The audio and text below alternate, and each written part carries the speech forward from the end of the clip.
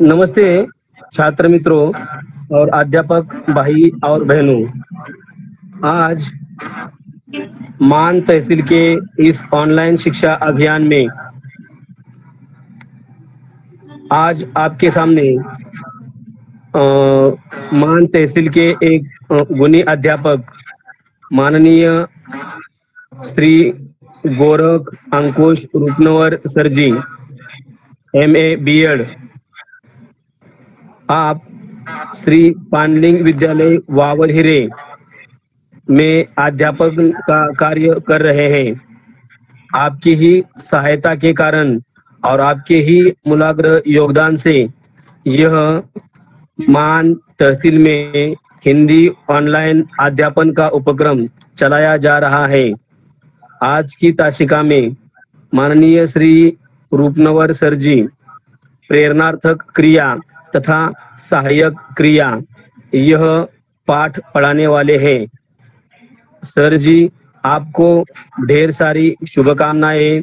कृपया आपका अध्यापन कार्य शुरू करें। रूपनवर सर जी। नमस्ते छात्रों, सभी अध्यापक भाई बहन।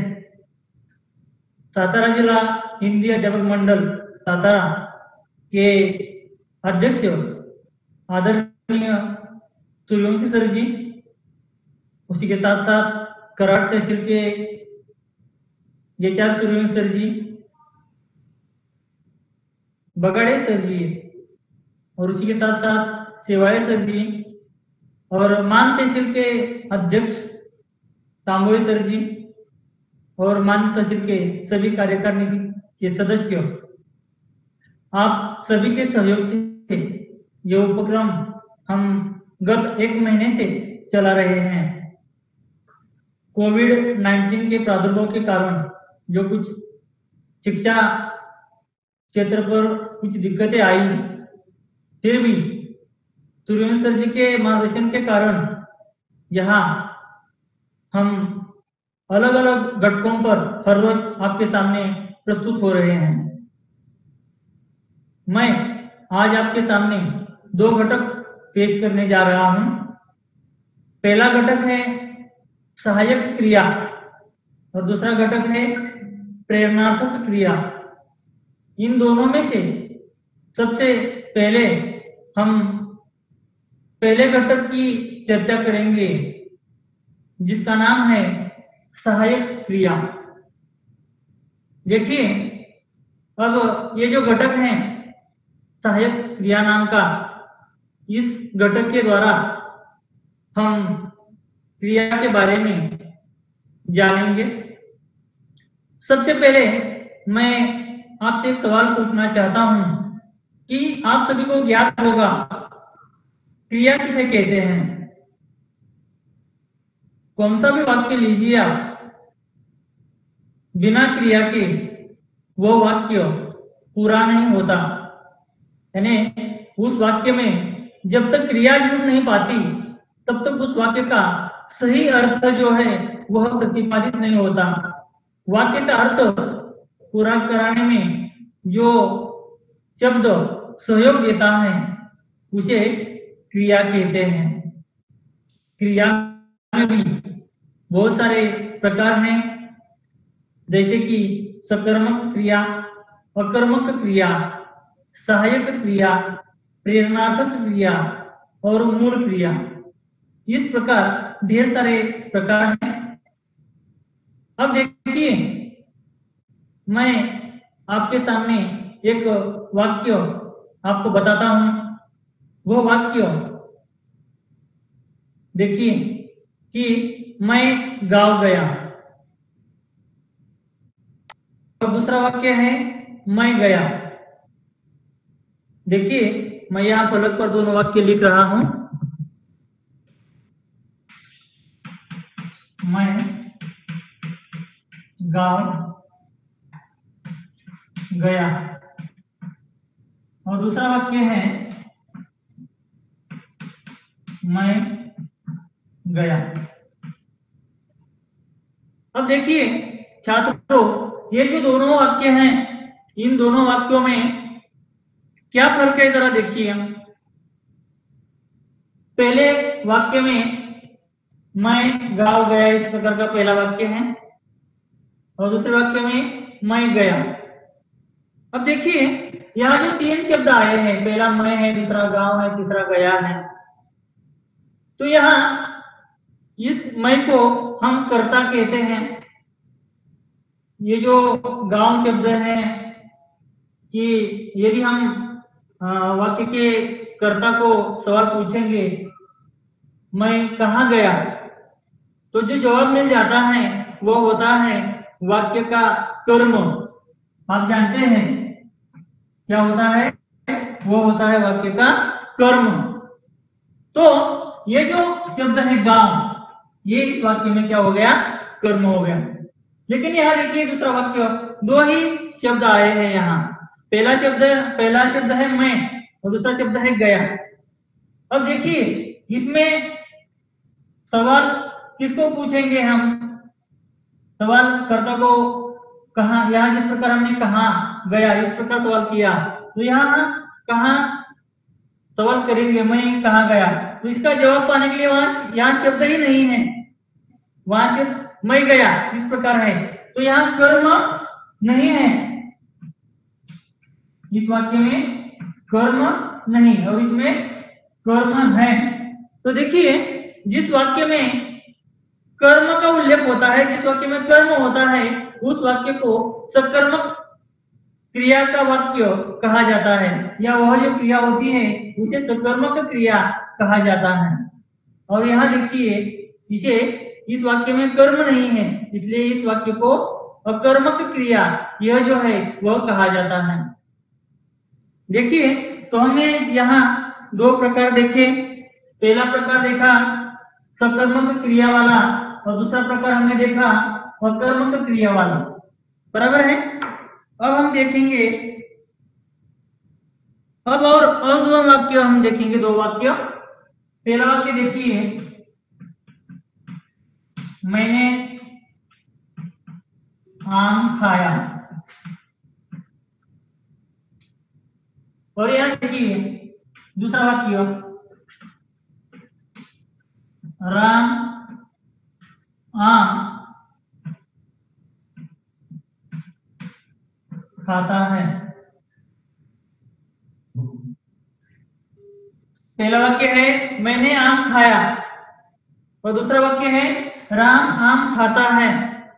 अब यहां देखिए इस वाक्य में आम क्रिया खाने की है, मुख्य क्रिया जो है वो खाने की है, और खाने की क्रिया होने के कारण यहाँ भी उस क्रिया का रूप आया है, राम आम खाता है। देखिए यहाँ भी इस क्रिया का ही रूप है, लेकिन यहाँ देखिए इस वाक्य में सिर्फ एक ही क्रिया है। कितनी क्रियाएं हैं? सिर्फ एक ही क्रिया है। और यहाँ देखिए क्रिया के जो रूप है वो मूल क्रिया एक, और यहाँ एक और क्रिया का रूप आ गया है, तो इस वाक्य में दो क्रियाएं आ गई हैं। और यहाँ यह जो क्रिया का रूप है, यह जो क्रिया का रूप है यह है क्रिया का रूप इस वाक्य का पूरा करने में सहायकगार होता है, मददगार होता है, इसलिए इसे कहा जाता है सहायक क्रिया। तो सहायक क्रिया की परिभाषा हम यदि हम बनाएंगे करेंगे तो इस प्रकार होगा, जो क्रिया वाक्य का पूर्णार्थ कराने में मुख्य क्रिया को मददगार साबित होती है या सहायता करती है, उस क्रिया को मदद करती है, उस क्रिया को सहायक क्रिया कहते हैं। तो देखेंगे इस प्रकार के कई वाक्य।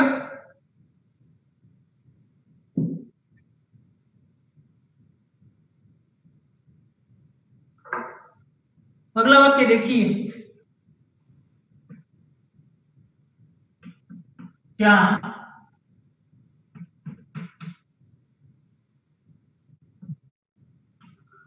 भोजन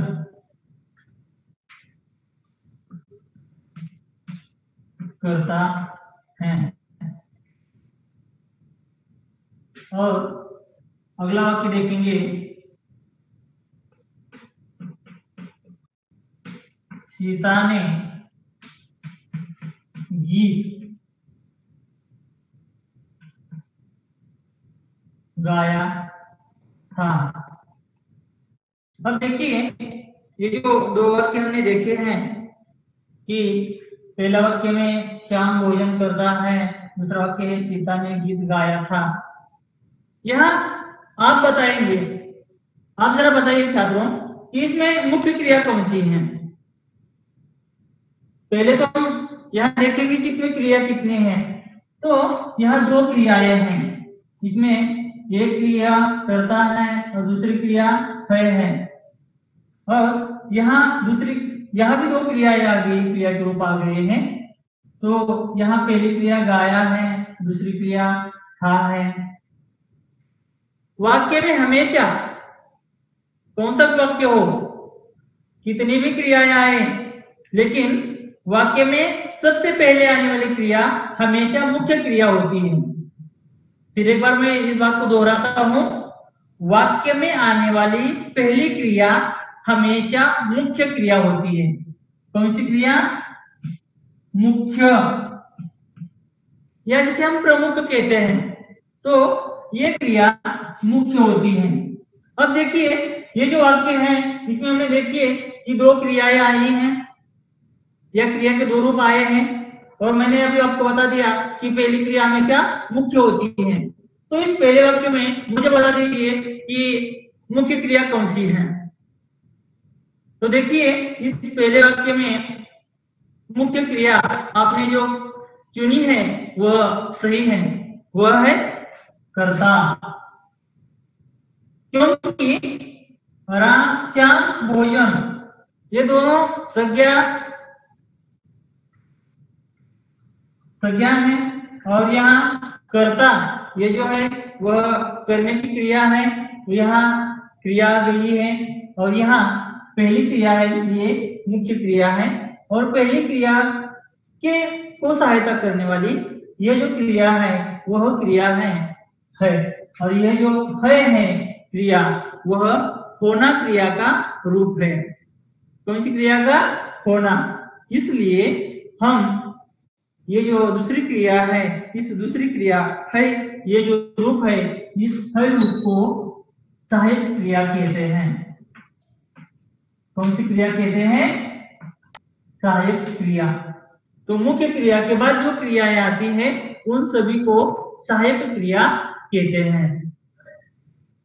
अब देखेंगे, ये जो पहला वाक्य हो गया, दूसरा वाक्य देखिए, पहले वाक्य की तरह है। अब यहाँ दूसरा वाक्य है, सीता ने गीत गाया था। देखिए, किसने गीत गाया? सीता ने। सीता ने क्या गाया? गीत गाया। सीता ने गीत क्या किया?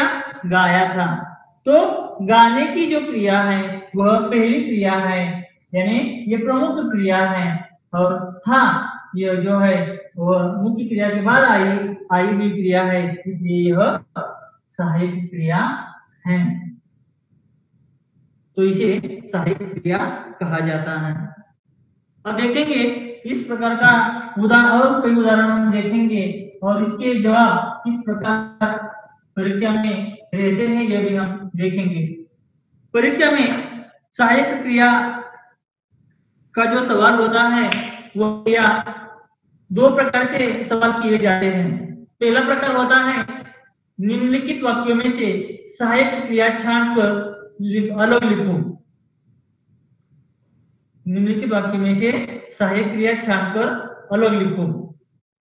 और दूसरा प्रश्न होता है निम्नलिखित दी गई क्रिया का सहायक क्रिया के रूप में वाक्य में प्रयोग करो। अब यहाँ यदि हमने कई वाक्य देखे तो कई वाक्य देखने पर हमें इस सहायक क्रिया ढूंढने में और उसका वाक्य में प्रयोग करने में सहायता सिद्ध होगी, और इसके लिए हम कई वाक्य देखेंगे। देखिए छात्रों, हम वाक्य देख रहे हैं कि राम ने सिनेमा देख लिया। अब देखिए, यह वाक्य यदि परीक्षा में आपके लिए आ जाएगा कि सहायक क्रिया छांट कर लिखो, तो आपके सामने एक सवाल होगा कि यहाँ सहायक क्रिया छांटनी है, तो निश्चित रूप से इसमें दो क्रियाओं का होना जरूरी होता है, और जब तक दो वाक्य में दो क्रियाएं नहीं होती तब तक सहायक क्रिया कौन सी भी बिल्कुल भी नहीं हो सकती। ये बात दिमाग में जरा गहराई से डाल कर रखो। फिर एक बार मैं वाक्य दोहराता हूं कि जब तक वाक्य में दो या दो से अधिक क्रियाएं नहीं होती तब तक सहायक क्रिया जो है वह नहीं बन पाती। यानी वाक्य में सहायक क्रिया में ढूंढने के लिए उस वाक्य में कम से कम दो क्रियाओं का होना जरूरी है। तो यह वाक्य भी परीक्षा में आ गया तो हम क्या देखेंगे, देखिए हमें ढूंढना है सहायक क्रिया। तो पहले हम क्रियाएं ढूंढेंगे, कितनी क्रियाएं हैं। राम ने, वाक्य पढ़ेंगे, राम ने सिनेमा देख लिया, बराबर है। आप सब होशियार छात्र हैं इसलिए आप सभी को पता है राम क्या है, संज्ञा है। फिर ये ने क्या है, कारक है। सिनेमा क्या है, संज्ञा है। आगे देखिए, यहां तक हम आए हैं, आगे देखिए अगला शब्द है देख। आप विचार करेंगे ये ना संज्ञा है, ना सर्वनाम है, ना विशेषण है, फिर क्या है, देख। देख यह क्रिया है। और आगे का शब्द है लिया, तो यह भी एक क्रिया है।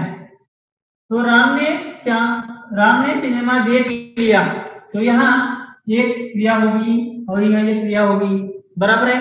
मैंने इससे पहले आपको बताया था कि वाक्य में सबसे पहले जो क्रिया आती है वह होती है मुख्य क्रिया, और वाक्य में जो दूसरी क्रिया या दूसरी या तीसरी क्रिया आती है वह क्रिया होती है सहायक क्रिया। तो यहाँ कौन सी क्रिया होगी सहायक क्रिया, देखिए। तो ये जो प्रमुख क्रिया बन गई देख, इसके बाद जो है वह है लिया। तो यहाँ हमने क्रिया देखी, दूसरा शब्द रह गया था वह देखा लिया। तो इस लिया शब्द को जैसे कि वैसा उत्तर पत्र में लिखना है, लिया। फिर हमें इस लिया क्रिया का मूल रूप लिखना है।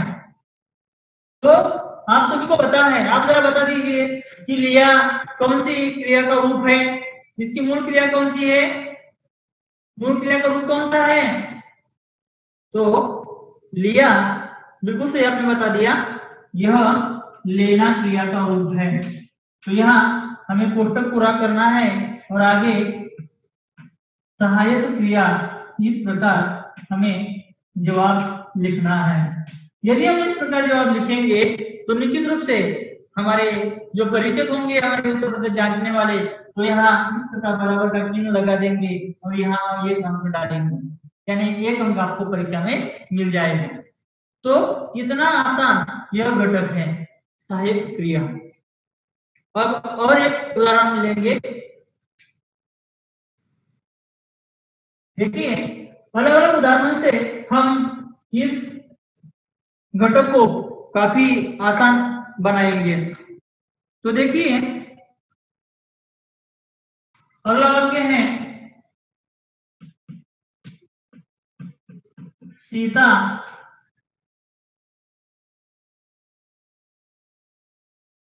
रोटी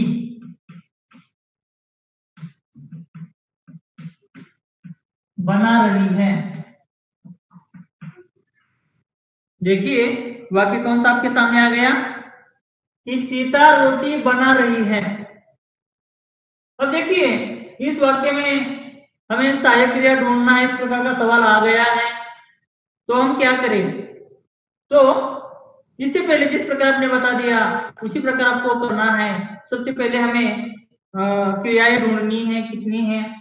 तो सीता क्या है, संज्ञा है, रोटी संज्ञा है, आगे यहाँ बना यह एक क्रिया है, रही यह एक क्रिया है, और है यह भी एक क्रिया का रूप।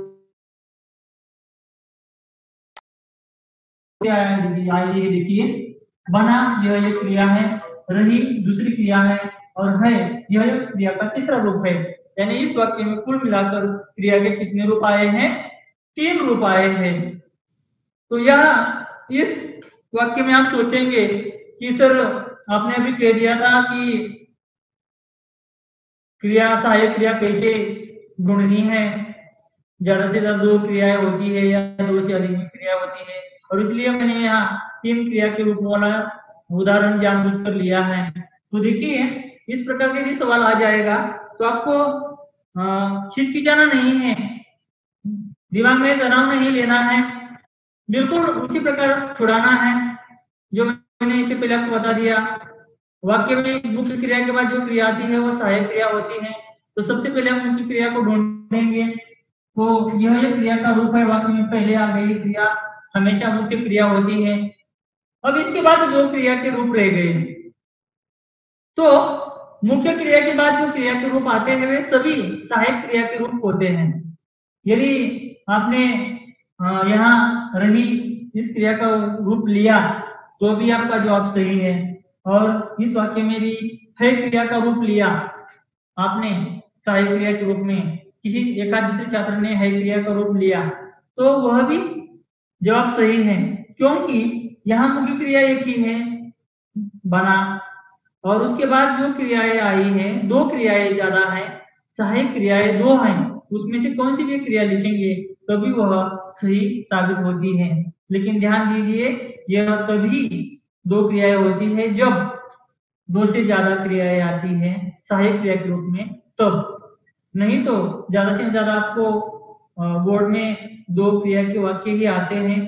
चाहे देखा दूसरी बात एक दूसरा प्राथमिक जो है वो आपके लिए 3 क्रिया रूप वाला उदाहरण आपके सामने पेश कर सकेगा। तो यहाँ इस उदाहरण का जवाब लिखते समय हम कैसा जवाब लिखेंगे देखिए। तो यहाँ रही यह रूप जैसा वैसा लिया, अब इसका मूल रूप लिखना है। क्या होगा मूल रूप? रही। बिल्कुल सही है, आपने जो सोचा वह सही है, रहना, और आगे सहायक क्रिया। यह इस प्रकार जवाब लिखना बिल्कुल नहीं बोलना है, हमें सिर्फ बहुत आसान तरीके से इस प्रकार आपको लिखना है। क्या लिखना है? ये जो क्रिया का रूप आया है वो लिखना है, फिर उसका कोष्ठक डालना है, कोष्ठक में इस क्रिया का मूल रूप लिखना है, कोष्ठक पूरा करना है, आगे निरीक्षक चिन्ह देकर सहायक क्रिया इस प्रकार आपको लिखना है। तो यहाँ हमने देखा कि सहायक क्रिया किस प्रकार हमें चुननी है, ढूंढनी है, ये हमने देख लिया। अब हम देखेंगे सहायक क्रिया के रूप में यदि वाक्य बनाना है तो कैसे बनाएंगे। तो ये बहुत महत्वपूर्ण बात है कि आगे का जो घटक है सहायक क्रिया के रूप में क्रियाओं का प्रयोग करना, यह जरा विचार करके ध्यान देकर इस घटक को पढ़ेंगे तो बेहतर होगा। अब देखिए कि यहाँ आपको क्रिया दी गई है परीक्षा में, जाना, और सवाल दिया गया है आपको कि निम्नलिखित क्रिया का सहायक क्रिया के रूप में प्रयोग करो। अब जाना क्रिया का आपको सहायक क्रिया के रूप में प्रयोग करना है, तो हमें वाक्य बनाना है। पहले इस क्रिया के जो रूप है वह कौन कौन से रूप है ये हम देखेंगे। देखिए इस जाना के यदि हम रूप बनाएंगे, जिस प्रकार यहाँ हमें रही, रहना हो गया, तो इसे पहले वाक्य देखा था, लिया, लेना, इस प्रकार। तो यहाँ जाना से कौन से रूप बनेंगे इस शब्द, इस क्रिया के कौन से रूप बनेंगे? तो पहला रूप बनेगा गया, दूसरा रूप बनेगा गई, और तीसरा रूप बन जाएगा गए। अब इनमें से सिर्फ एक क्रिया का रूप हमें वाक्य में प्रयोग करना है। अब देखिए गया कब आ जाएगा? तो गया जब वाक्य में कर्ता जो है वो पुल्लिंगी हो, एक वचन हो, तो यह गया क्रिया का रूप, जाना क्रिया का जो रूप है गया, वह वाक्य में आ जाएगा। गई क्रिया का रूप कब वाक्य में आ जाएगा? तो गई क्रिया का रूप वाक्य में तब आ जाएगा जब वाक्य में वाक्य का कर्ता स्त्रीलिंगी हो और एक वचन हो, तो गई यह क्रिया का रूप आ जाएगा। और गए ये जो क्रिया का रूप है कब आ जाएगा बच्चों? बता दीजिए आप मुझे। बिल्कुल सही कहा। जो वाक्य में कर्ता जो है वह बहुवचन के रूप में हो तो गए इस प्रकार क्रिया का रूप आ जाएगा। तो यहाँ वाक्य बनाएंगे।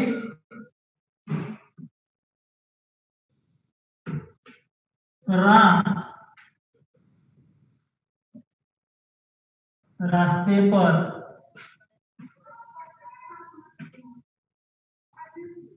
चला गया।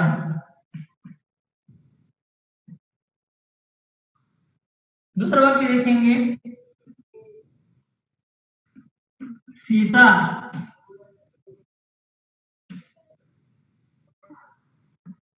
माँ के पास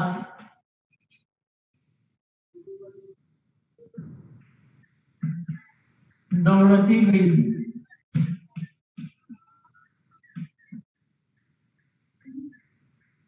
और गए का वाक्य हम किस प्रकार बनाएंगे देखिए। हम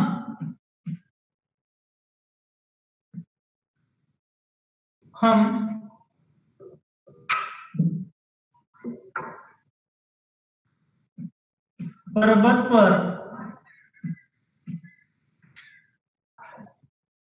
भाग गए। तो हमने अभी देखा कि जाना क्रिया का जो मूल क्रिया दी गई थी हमें प्रश्न पत्र में, तो उसके वाक्य हमें एक वाक्य बनाना था। परीक्षा में एक वाक्य बनाने के लिए सवाल है, लेकिन मैंने जानबूझकर आपको इस वाक्य के तीनों उदाहरण आपके सामने रखे गए हैं। पहले मैंने क्या किया, तीन रूप लिए। जो पहला रूप लिया पुल्लिंग क्वेश्चन वाला, दूसरा रूप लिया स्त्रीलिंग क्वेश्चन वाला, और तीसरा हमने रूप लिया बहुवचन वाला।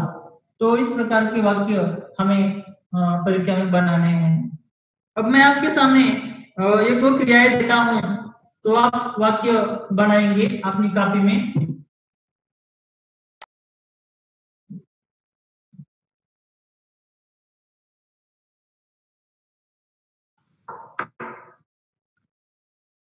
देखिए क्रिया परीक्षा में सवाल आ सकता है इस प्रकार।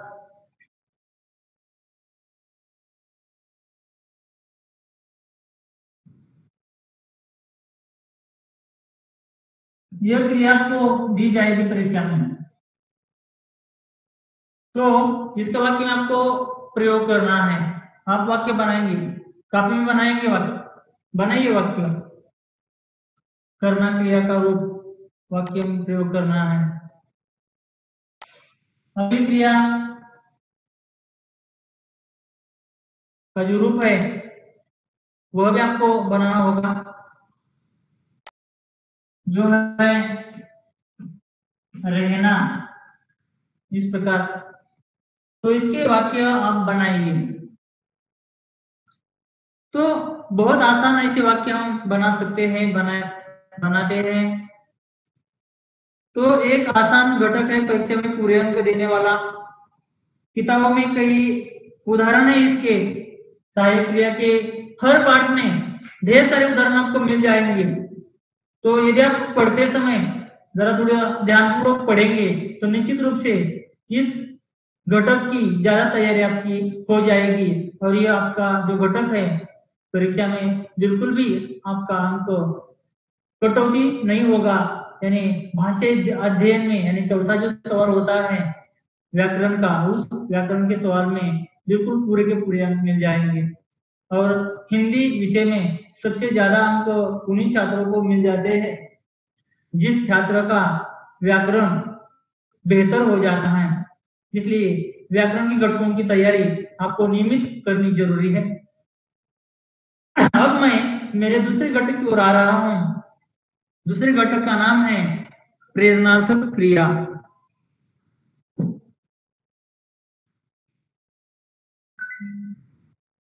तो दूसरा घटक हम देखेंगे।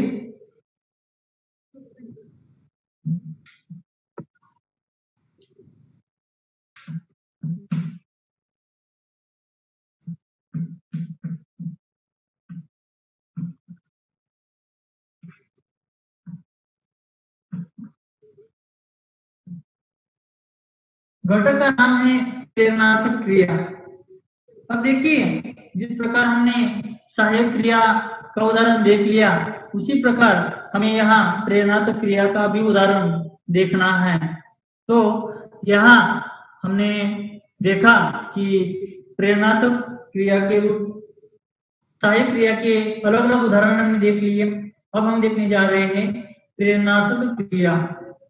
अब देखिए, ये जो घटक है वो बहुत आसान है, और इस घटक के लिए परीक्षा में जिस प्रकार सहायक क्रिया के दो प्रकार से सवाल आ जाते हैं, उसी प्रकार प्रेरणात्मक क्रिया के भी आपके लिए सवाल दो प्रकार से आ जाएंगे। पहला सवाल हो जाएगा, नीचे दी गई तालिका में प्रेरणात्मक क्रिया के रूप लिखिए। तो वहां आपको तालिका दी जाएगी, और दूसरा उस इसी घटक पर दूसरा सवाल, दूसरे प्रकार से सवाल यह पूछा जाएगा, नीचे दी गई क्रिया का रूप जो है वह प्रेरणात्मक रूप में, प्रथम प्रेरणात्मक रूप में प्रयोग करो या फिर द्वितीय प्रेरणात्मक के रूप में प्रयोग करो। इस प्रकार आपको सवाल आ जाएगा।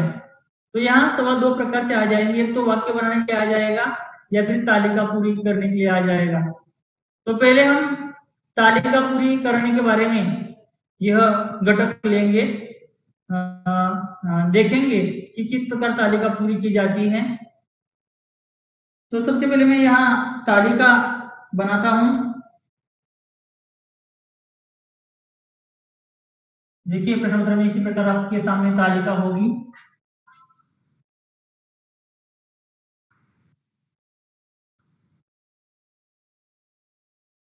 अब यहाँ टोटल मिलेगा 3 घटकों का, 3 घटक होंगे। इसमें पहला घटक होगा मूल क्रिया।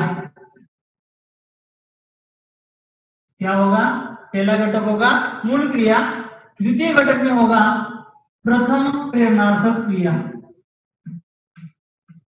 प्रथम प्रेरणार्थक क्रिया का रूप। और यहाँ अंतिम घटक में द्वितीय प्रेरणार्थक क्रिया। इस प्रकार आपको कोष्टक में लिखकर दिया जाएगा। अब देखेंगे, इस प्रकार का कोष्टक आपके सामने हो जाएगा। तो यहाँ कोष्टक में मैं आपको पहले 3 क्रियाएं देता हूं। शायद आप इस घटक की जानकारी आपको है, रखते हैं, इसलिए यह घटक आपको निश्चित रूप से आ जाएगा। तो यहाँ मैं अलग अलग क्रिया के रूप लिख रहा हूं। आप बीच में जो क्रिया के रूप रह जाते हैं वो पूरे करेंगे तालिका। तो पहला क्रिया का रूप है, मूल क्रिया जो है वह है कटना। अब यहाँ परीक्षा में आपको इस प्रकार से अपूर्णता सूचक चिन्ह जो है वह आ जाएंगे। तो ये दोनों अपूर्णता सूचक चिन्ह जो है आपको पूरे करने हैं परीक्षा के लिए। अब आप कहेंगे, क्या सर परीक्षा में सिर्फ मूल क्रियाएं पूरी की जाती है? बिल्कुल भी नहीं छात्रों, वो तो प्राथमिक पर अवलंबित रहता है आपको क्या घटक देना है क्या नहीं है।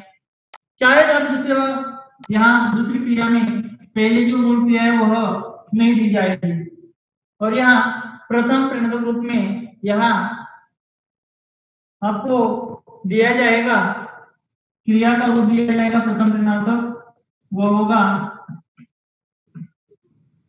बुलाना।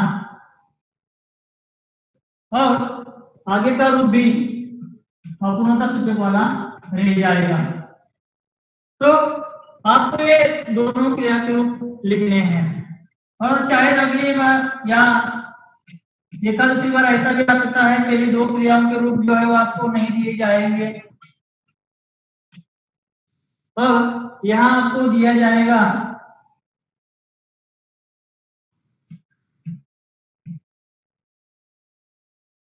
पढ़वाना। ये जो क्रिया है ये आपको दी जाएगी। अब आपने शायद ये तालिका मन में पूरी की होगी। अब जरा आप कापी पर ये तालिका जो पूरी करके देखिए आपको आते हैं या नहीं ये प्रेरणात्मक रूप। कई छात्रों को निश्चित ये सभी के सभी सही आए होंगे और कईयों के एक दूसरा जो प्रेरणात्मक रूप है वह गलत हुआ होगा। आप कहेंगे सर ये सही गलत कैसे हम ढूंढे, कहीं कैसे खोजे? तो यहाँ मैं आपके सामने इन तीनों क्रियाओं के रूप जो है वह लिखकर जो है वह दे रहा हूं। तो आप जरा देखिए अपनी कॉपी में क्या आपने जवाब सही लिखा है। यह क्रिया है मूल क्रिया कटना। अब इस क्रिया का अगला रूप प्रथम प्रेरणात्मक रूप जो है वह कैसे बनेगा? तो हमेशा इस प्रथम प्रेरणात्मक में मूल क्रिया जो होती है उसे या तो लाना या फिर आना, ये क्रियाएं जुड़ जाते हैं। अब यहाँ लाना नहीं जुड़ जाएगा लेकिन यहाँ आना जुड़ जाएगा मूल क्रिया को। तो मूल क्रिया का रूप है कट, कट, और ये आना जुड़ गए तो कटाना। तो क्रिया का रूप कैसे बनेगा देखिए, कटना कटाना। और यहाँ द्वितीय पदार्थ में हमेशा मूल क्रिया को वाना प्रत्यय जुड़ जाता है, हमेशा वाना। तो यहाँ क्या बन गया देखिए, कटवाना। क्या बन गया? कटवाना। तो यहाँ कौन सी क्रिया होगी? मूल क्रिया होगी कटना, प्रथम प्रेरणात्मक क्रिया बन गई कटाना और द्वितीय प्रेरणात्मक क्रिया बन गई कटवाना। तो यहां हम देखेंगे तो यहाँ आना जो है यह काना जुड़कर आ गया है, यहाँ प्लस ये जो वाना है वह जुड़कर आ गया है मूल क्रिया के रूप को, इसलिए वह द्वितीय प्रेरणात्मक रूप बन गया है। लेकिन यहाँ कौन सी क्रिया होगी जरा सोचेंगे हम। अब देखिए यहाँ बुलाना क्रिया प्रथम प्रेरणात्मक के रूप में आ गई है, तो यहाँ रूप कौन सा होगा? मूल क्रिया कौन सी होगी? तो यहाँ मूल क्रिया है बोलना, बोलना, बुलाना, बुलवाना।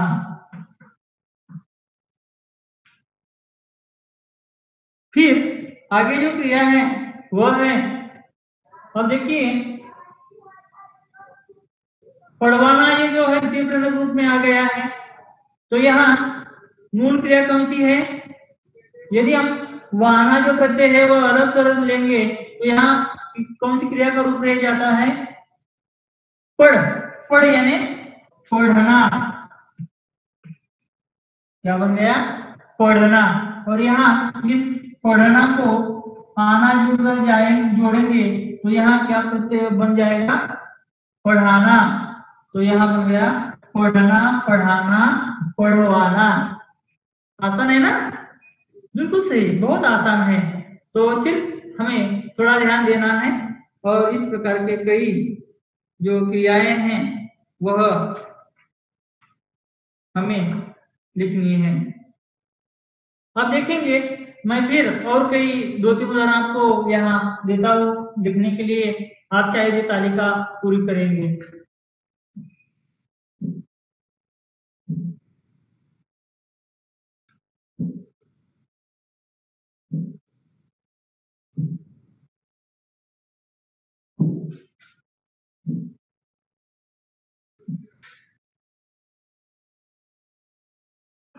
देखिए अगली की क्रियाएं हैं,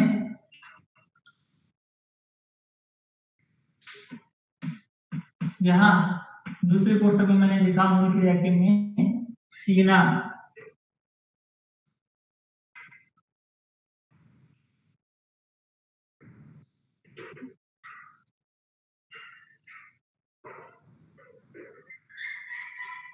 और यहाँ मैंने लिखा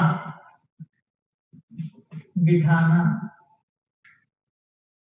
और अंतिम जो है वो हमने लिखा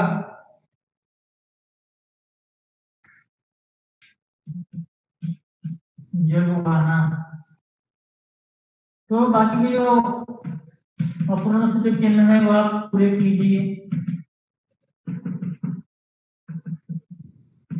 कौन कौन से जवाब आते हैं जरा देखिए।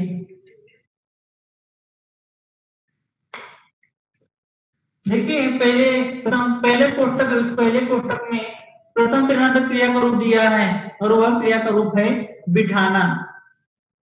तो यहाँ पहले हम सोचेंगे, आप सोचेंगे कि मूल क्रिया कौन सी है, तो कौन सी क्रिया का रूप है बिठाना? बिठना? बिल्कुल भी नहीं, ये क्रिया नहीं है हिंदी में। तो यह मूल क्रिया यहाँ है बैठना। तो मूल क्रिया होगी बैठना, फिर आगे होगा प्रथम प्रेरणात्मक रूप हो गया बिठाना, और द्वितीय प्रेरणात्मक क्या बन जाएगा? बिठवाना। बैठना, बिठाना, बिठवाना। आगे देखिए सीना। तो यहाँ सीना का जो रूप है वह किस प्रकार बन जाएगा? देखिए यहाँ बन जाएगा सिलाना, और द्वितीय प्रेरणात्मक क्या बन जाएगा? सिलवाना। बिल्कुल सही है, सीना, सिलाना, सिलवाना। अब यहाँ जगवाना यह क्रिया का द्वितीय प्रेरणात्मक रूप आ गया है, तो इसकी मूल क्रिया क्या होगी? जरा सोचिए आप। हाँ बताइए आप, मूल क्रिया कौन सी है? बिल्कुल सही है, अभिनंदन आपका। तो यहाँ मूल रूप है जागना। जागना मूल क्रिया बन गई। यहाँ प्रथम प्रेरणात्मक क्या बन जाएगा बताओ? जागना का प्रथम प्रेरणात्मक रूप? बिल्कुल सही, जगाना। तो जागना, जगाना, जगवाना।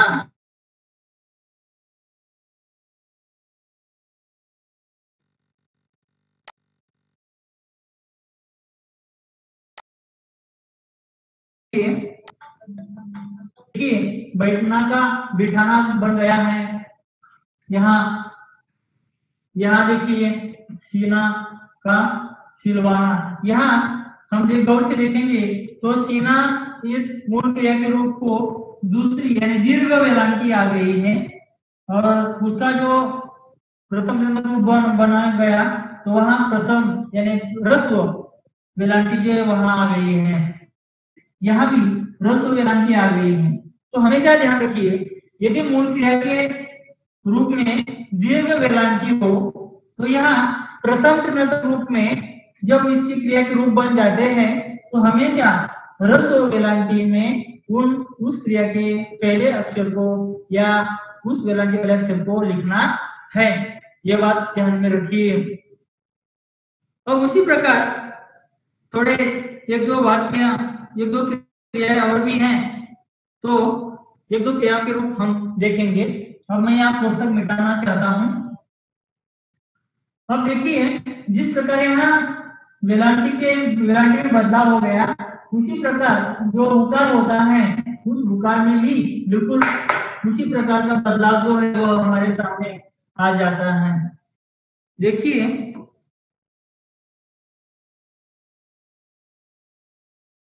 तो क्रिया जो है वह मूल क्रिया का रूप जो यदि हमने छूना लिया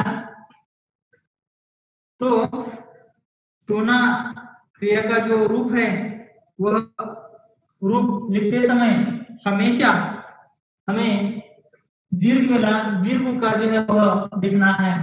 तो दीर्घ उकार रहता है इस क्रिया के रूप को, लेकिन आगे का लीजिए प्रथम प्रेरणात्मक रूप, तो उसे हमेशा ह्रस्व उकार या पहला उकार जो है उस अक्षर को आ जाता है। छूना, चुराना, चुलवाना।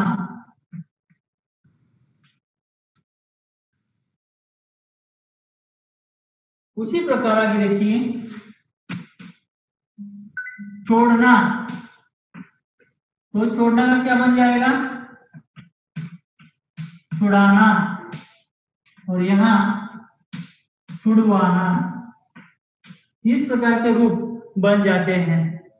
अब यदि सवाल इस प्रकार आ जाएगा कि नीचे दी गई क्रिया का वाक्य में प्रयोग करो, तो हमारे सामने यानी आपके सामने शायद दिक्कत निर्माण हो जाएगी। तो इसके भी कई उदाहरण हम देखेंगे और इस प्रकार का यह जो घटक है वह आपके समझ में आने में मदद हो जाएगी। अब देखिए, मैं यहाँ 3 वाक्य लिखता हूं। पहला वाक्य है, मां ने किताब पढ़ी।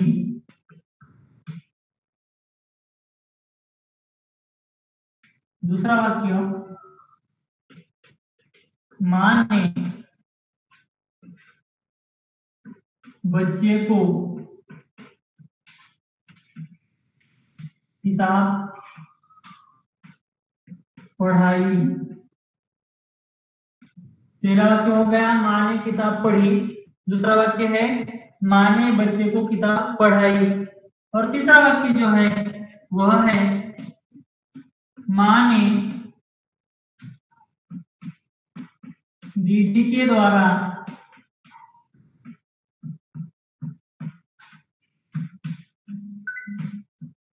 बच्चे को किताब पढ़वाई। देखिए यहाँ क्या क्या रूप बन गए हैं इस क्रिया के रूप के। तो पहला वाक्य देखिए, मां ने किताब पढ़ी। यहाँ इस पहले वाक्य में पढ़ने वाले व्यक्ति कितने हैं? तो मां ने किताब पढ़ी है। किताब किसने पढ़ी है? मां ने। तो मां यहाँ स्वयं है, बराबर है, स्वयं मां अपने आप किताब पढ़ रही है।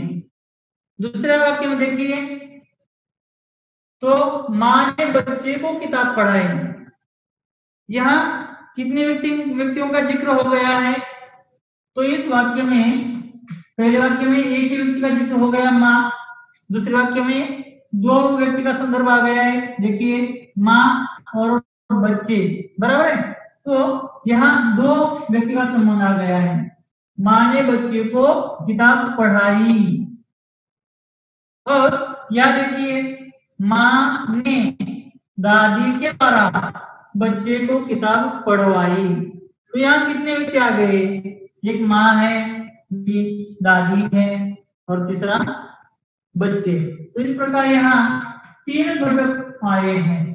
तो मूल क्रिया का जैसा का वैसा वाक्य में प्रयोग करना है तो एक कर्ता या एक व्यक्ति जो है वह काफी होता है, लेकिन जब प्रथम परिणाम का रूप वाक्य में बनवाना है तो यहाँ 2 व्यक्तियों का आना जरूरी होता है, 2 संबंध यहाँ दर्शाने जरूरी होते हैं।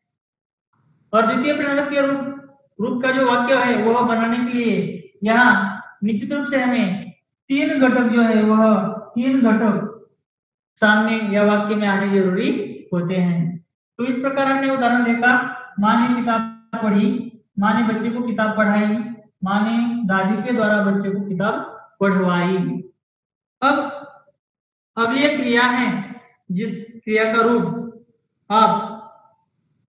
आप इसका वाक्य में प्रयोग करेंगे। दूसरी क्रिया है जीतना। क्या होगी? जीतना।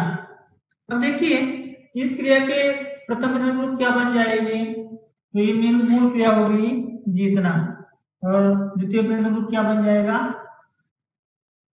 जिताना, और यहाँ जितवाना। इस प्रकार हो गया, बराबर है।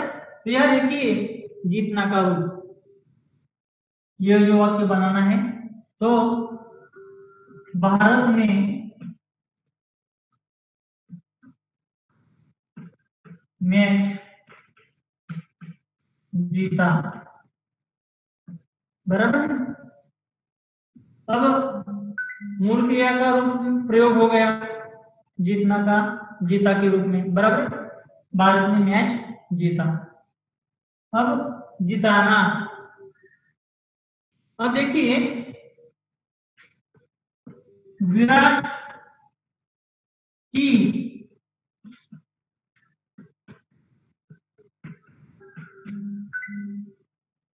बल्लेबाजी ने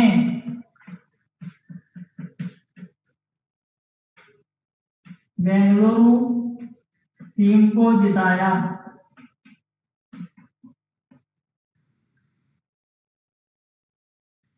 देखिए वाक्य क्या हो गया, विराट की बल्लेबाजी ने बेंगलुरु टीम को जिताया। और आगे का वाक्य देखिए,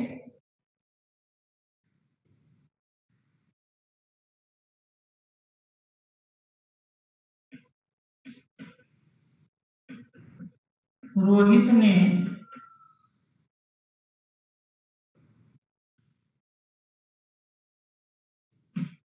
बुमराह के द्वारा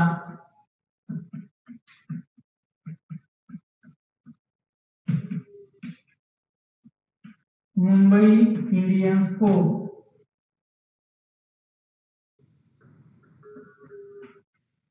जितवाया।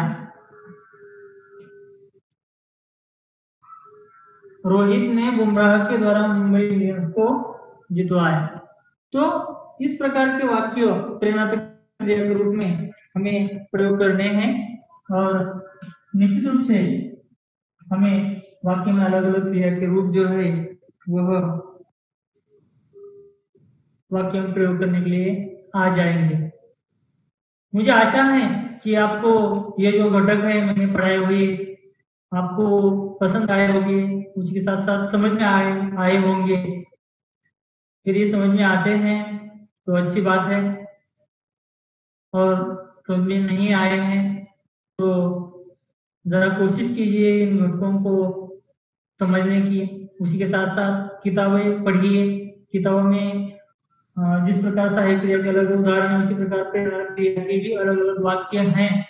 यदि आप पढ़ते समय थोड़ा विचार करेंगे कि वाक्य पूरा हो जाने के बाद तुरंत समझ आता है कि वाक्य मूल क्रिया का है या प्रथम प्रेरणात्मक क्रिया वाला है या द्वितीय प्रेरणात्मक वाला है, तीनों में से एक निश्चित रूप से होगा। तो इस प्रकार के वाक्य यदि आप पढ़ेंगे तो निश्चित रूप से यह घटक आपको समझ में आ जाएगा।